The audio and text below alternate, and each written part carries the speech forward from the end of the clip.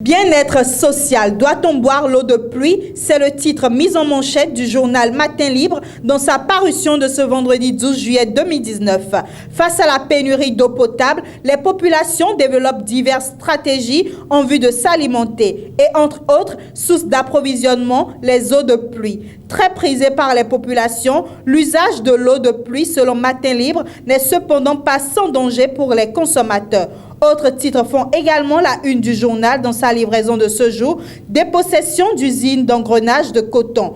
Comment la Sodeco a floué la SEICB. Selon l'auteur de l'article, l'adjudication de l'usine d'engrenage de la SEICB située à Savalou au profit de la Sodeco ne serait pas exempte de tout reproche. Les faits, tels que exposés par les avocats de l'usine d'engrenage, montrent que la SEICB est tombée dans un piège à lui, tendu par la Sodeco en complicité avec une banque de la place.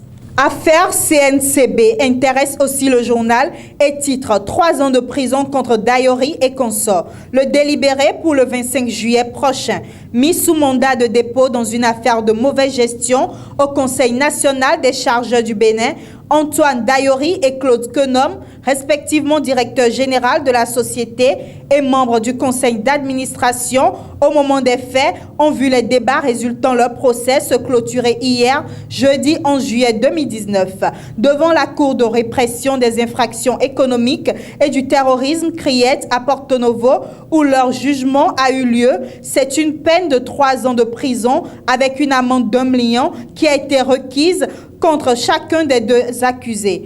Quant au chef comptable, considéré comme cerveau de l'affaire, le procureur spécial a requis une peine de 5 ans de prison à son encontre.